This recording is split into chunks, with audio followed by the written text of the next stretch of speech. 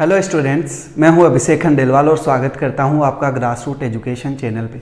दोस्तों, हम लोग देख रहे थे कुछ इंपॉर्टेंट क्वेश्चन, थ्योरेटिकल क्वेश्चन जो कि 2021 में आने के बहुत ज़्यादा चांसेस है। तो वो कौन कौन से थ्योरेटिकल क्वेश्चन है जिनकी हम लोग तैयारी कर सकते हैं, तो उन्हीं के अंदर हम लोग बहुत सारे क्वेश्चंस का एक्सप्लेनेशन पहले कर चुके थे 3 पार्ट के अंदर। ये हमारा चौथा पार्ट है जहाँ हम लोग बहुत सारे क्वेश्चंस को वापस से फिर से एक्सप्लेन करेंगे। देखो, अब हमारा जो क्वेश्चन है वो है कि accounting problems arising at the time of retirement of A partner, कि जब भी एक पार्टनर क्या करता है, फर्म को लेफ्ट आउट करके जाता है, ठीक है, तो हम लोगों को कौन कौन सी अकाउंटिंग प्रॉब्लम्स का ट्रीटमेंट करना पड़ता है।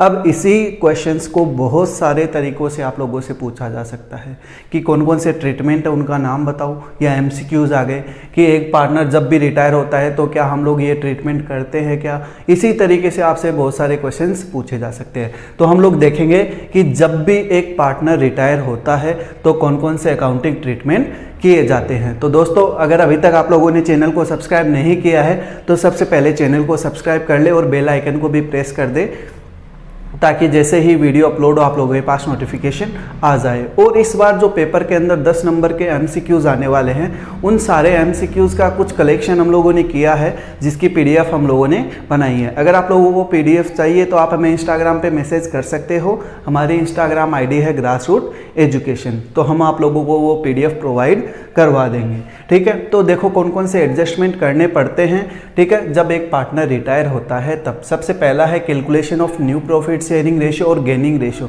कि न्यू प्रॉफिट शेयरिंग रेशियो और गेन रेशियो की कैलकुलेशन हम लोगों को करनी पड़ती है जब भी पार्टनर रिटायर होता है तब। फिर accounting treatment of goodwill, goodwill का अकाउंटिंग ट्रीटमेंट हम लोगों को करना पड़ता है कब, रिटायरमेंट ऑफ ए पार्टनर, ठीक है, जब भी पार्टनर रिटायर होता है तब। फिर हम लोगों को रिवैल्यूएशन करना पड़ता है एसेट्स और लायबिलिटीज़ का, कब, जब एक पार्टनर छोड़ के जाता है। फिर अकाउंटिंग ट्रीटमेंट करना पड़ता है जो भी एक्यूमुलेटेड प्रॉफिट है, जो भी लॉसेस है, उन सब का हम लोगों को अकाउंटिंग ट्रीटमेंट करना पड़ता है। फिर adjustment of joint life policies, हम लोगों को जॉइंट लाइफ पॉलिसीज़ का एडजस्टमेंट करना होता है, कब करना होता है, जब एक पार्टनर रिटायर होता है तब। फिर है determination of amount payable to retiring partner, जो रिटायर हो रहा है पार्टनर उसको कितना अमाउंट दिया जाएगा, कितना पे किया जाएगा, वो डिटरमाइन करना। तो उसका एडजस्टमेंट कहाँ किया जाता है, जब भी एक पार्टनर रिटायर होता है तब। इसके अलावा amount payable to retiring partner's representative, या कई बार पार्टनर की डेथ हो जाती है तो उसके बिहाफ पे उसके रिप्रेजेंटेटिव को वो अमाउंट दिया जाता है, ठीक है। तो उस अमाउंट की कैलकुलेशन हम लोग कहाँ सीखेंगे, जब भी एक पार्टनर रिटायर हो रहा हो। फिर है एडजस्टमेंट ऑफ कैपिटल, और जो कैपिटल का एडजस्टमेंट है वो कहाँ सीखेंगे, इसी के अंदर। तो आई होप आपको ये समझ में आ गया होगा कि कौन कौन सी अकाउंटिंग प्रॉब्लम्स अराइज होती है जब एक पार्टनर क्या करता है, रिटायरमेंट या रिटायर हो जाता है किसी भी फॉर्म से, ठीक है। आई होप आप लोगों को ये समझ में आ गया होगा। और एमसीक्यूज भी बहुत सारे क्वेश्चंस बन जाते हैं कि क्या हम लोगों को रिवैल्यूएशन की ज़रूरत पड़ती है क्या, जब भी एक पार्टनर रिटायर होता है, क्या एक्यूमुलेटेड प्रॉफिट और लॉसेस का ट्रीटमेंट किया जाता है क्या, जब भी एक पार्टनर रिटायर होता है तब। क्या जॉइंट लाइफ पॉलिसीज़ का एडजस्टमेंट किया जाता है क्या, एक पार्टनर रिटायर होता है तब। तो इस तरीके से एमसीक्यूज क्वेश्चंस भी आप लोगों से पूछे जा सकते हैं। तो आई होप ये क्वेश्चन आप लोगों का क्लियर हो गया होगा। एक और देखते हैं हमारा नेक्स्ट क्वेश्चन।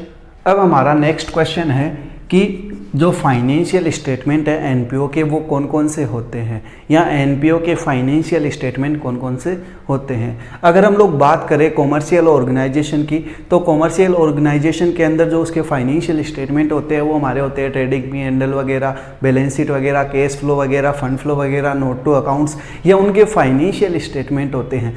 लेकिन अगर बात हो रही है नॉन प्रॉफिट ऑर्गेनाइजेशन की, जिनका मेन मोटिव प्रॉफिट कमाना नहीं होता है, जो कॉमर्शियल नहीं है, उनके कौन कौन से फाइनेंशियल स्टेटमेंट तैयार किए जाते हैं। तो उनके अंदर सबसे पहला आता है आपका रिसिप्ट और पेमेंट अकाउंट, और दूसरा होता है आपका इनकम और एक्सपेंडिचर अकाउंट, और लास्ट होता है आपका बैलेंस शीट। तो ये 3 फाइनेंशियल स्टेटमेंट होते हैं किसी भी नॉन प्रॉफिट ऑर्गेनाइजेशन के, ठीक है। तो क्वेश्चन ये पूछा जा सकता है कि जो रिसिप्ट और पेमेंट अकाउंट है कब तैयार किए जाते हैं, या किसके लिए तैयार किए जाते हैं, इनकम एक्सपेंडिचर किसके लिए तैयार किए जाते हैं। तो ये सारी चीज़ें किसके लिए तैयार की जाती है, एनपीओ के लिए तैयार की जाती है। और ये तीनों क्या होते हैं, एनपीओ के फाइनेंशियल स्टेटमेंट्स होते हैं। तो आई होप आप लोगों को ये क्वेश्चन समझ में आ गए होंगे।